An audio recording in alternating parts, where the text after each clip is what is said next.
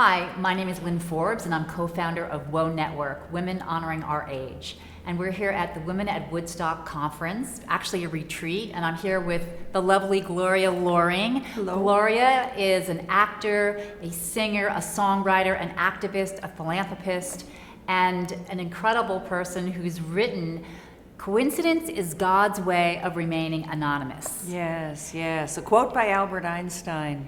We interviewed Gloria at WOW Network, and it's a pleasure to meet you in person. Thank you. Gloria did a workshop this morning on healing.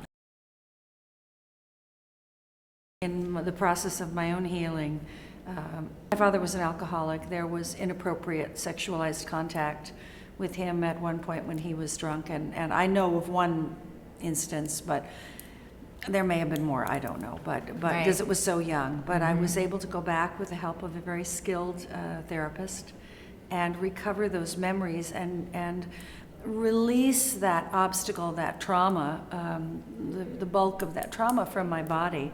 And it really did make a difference. It's amazing. You know, sometimes we think, well, why go back and remember the bad stuff? But as my therapist calls it, it's like the hamburger in the closet, you know, it's all blocked up in there and it's fermenting and it's ugly and it's smelly, and we keep trying to make our life more beautiful by spraying the Febreze and putting more makeup on and putting more jewelry and putting perfume, but meanwhile there's this stench of this ugliness of some wound that happened.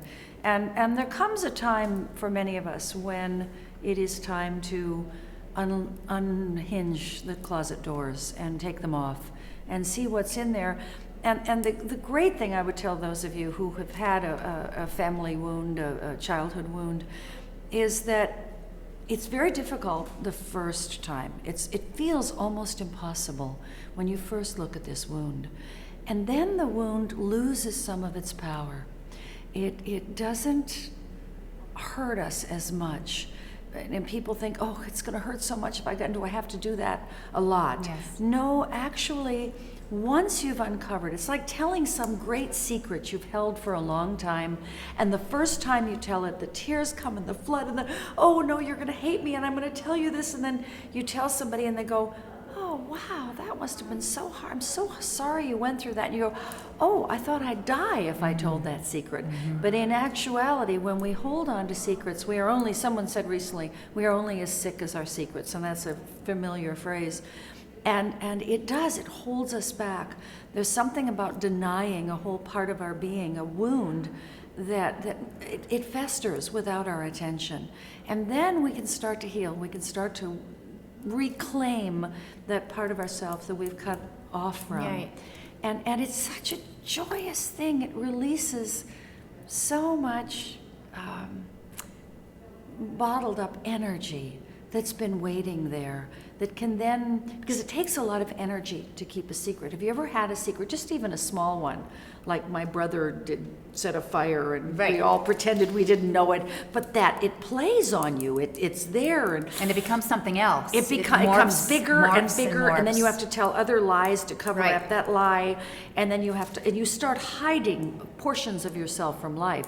So once you could tell one of those secrets, we can let that out in the open, and a friend of mine calls it refuting the darkness. Once you let the light into that closet where that ugliness dwells, it starts to heal, and then there's all this energy that was keeping that secret down that is released for us to use in our lives. And there is literally more joy, more energy for living the rest of your life. It's really an extraordinary process. I want to know about the connection between being a certain age and kind of these revelatory experiences that you're talking about, this experience of being on the planet long enough to have that courage or be able to take that step, that tipping point, and to help these women this morning. Well, I think when women get, past the age of 40, very often it's in the 40s and 50s that some of these big wounds start to make themselves known. And I wonder sometimes if it's because we have to become strong enough in our sense of ourselves in life so that we have something to battle this great festering thing that's been in there that would tell us that we are worth nothing, that we have no value, that Right. whatever those old messages are. So I think that these things often don't come up until we're strong enough to deal with them. And very often that can be in the 40s and 50s. And then there we are suddenly. But fortunately, we've built up enough strength. If something is coming up for you, you could in a way take it as a compliment, because you are now strong enough You're to there. handle it. Yeah, you're there. Your psyche, your instrument itself, would not allow this to come up, to be revealed, if it weren't time for you and if you weren't capable of dealing with it, because you will self-protect. It is a mechanism of survival. That's why people go into comas or they have amnesia, because the trauma Yes. is so big that you don't have the mechanisms to deal with it. A child will get amnesia, been someone and there was an attack, but then you get flashbacks. But then eventually, if you're lucky, you come to a point where you say, okay, I've got to know what this thing is. I am tired of having the nightmares and the flashbacks. It's exhausting. It's so exhausting. And then you finally say, okay, I'm ready now.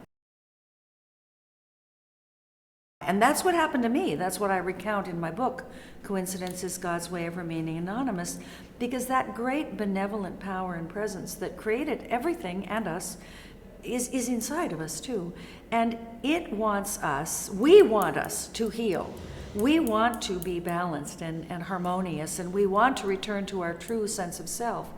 But sometimes there are things that happen along the way that there are these huge obstacles. It's like somebody flinging mud on you, and for a long time you just pretend the mud isn't there because you don't want to look at how awful it is. But then eventually you say, I'm strong enough now.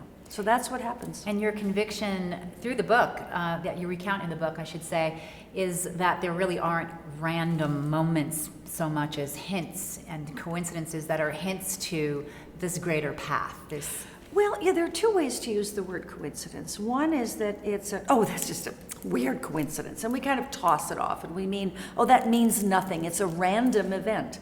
But there's another way to use coincidence, and that's as Albert Einstein was using it, that it is a coinciding of meaningful events. Now, if it's meaningful for you, that is a clue that it's prompting some response in you. So there's a little formula I put together that I called the 4 Ds. And that is that first of all, you determine if it has meaning for you. If an event comes and you meet somebody and they say something, and does it keep coming back to you? Does it pique your interest? Do you keep thinking about it? Why did that, wasn't that amazing? And then you can take a look, is there a pattern? Have several people said to you, I'm really noticing you're seeming uptight these days, or something. And so there's a pattern of revelation, of clues that are coming to you. And then you can go deeper and you can actually ask, define it by saying, what is this asking of me? It's asking to me to do some deep healing work. It's asking me to forgive. It's asking me for more patience. It's asking me for something that I haven't yet been able to step into. Okay.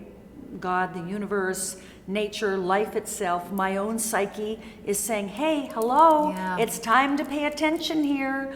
And we will keep noticing, my friend says, that these issues will keep coming up to the surface like a bobber on a fishing line. And either we ignore them, and it takes a lot of energy to push that bobber down. You have to keep pushing that bobber down, but it comes up, and at some point you say, okay, you know what, I need to get a skillful person, I need to get a compassionate witness, a therapist, a counselor, a good friend sometimes can be the starting point. Right. So the start of what you did with these women this morning is truly a gift. And most of it, I think, starts with this awareness. To become aware that something, if anything is hurting you, if an idea makes you cry, hurts your heart, I would say very simplistically, it's a lie. These lies come in the form of personal myths, ideas. In psychology, they call them personal myths. In acting, we call them hold-it lines. They're ideas that the actor holds in their body to create a new character. I talked about Katharine Hepburn in Yes. The Rainmaker. And she had this, she's a beautiful woman, in that movie, but she had this idea that I'm just plain, I'm not pretty, and therefore nobody will marry me, and therefore I'll be alone all my life, and therefore I just need to serve my brothers and my father, and I'll just have a lonely, useless life kind of thing. And the Rainmaker comes along, and you see her saying, well, no, I'm plain, I'm not pretty. And he said, no, you are pretty. And she said, well, no, I'm not. And he said, yes, you are. And now suddenly she gets a hint of this shift of her thinking, of her idea about herself. And she goes from, I'm plain, I'm not pretty, to, I am pretty. And you see her blossom right in front of your eyes on the screen. And it's this wonderful moment. And that's what we watch films and theater for, is to see this progression, this growth and change in a character. And the only reason it's so fascinating is because it actually mirrors what happens to us, but it mirrors it in 2 hours. Right. But what might take us 10 years to get to, we now come to a compressed moment in time when people start here and end up way down there, but in a 2-hour movie or theatrical experience. But we do that in our own lives. Just sometimes it takes longer. Takes just a little longer. Yeah. Well, I think that was a really effective way of getting people to think this morning and to start or continue this very important journey of healing, wherever the hurt may be. It was Yes. awesome. Oh, Congratulations on the book, Thank you. and great to have you. Oh, it's my pleasure. Thank you.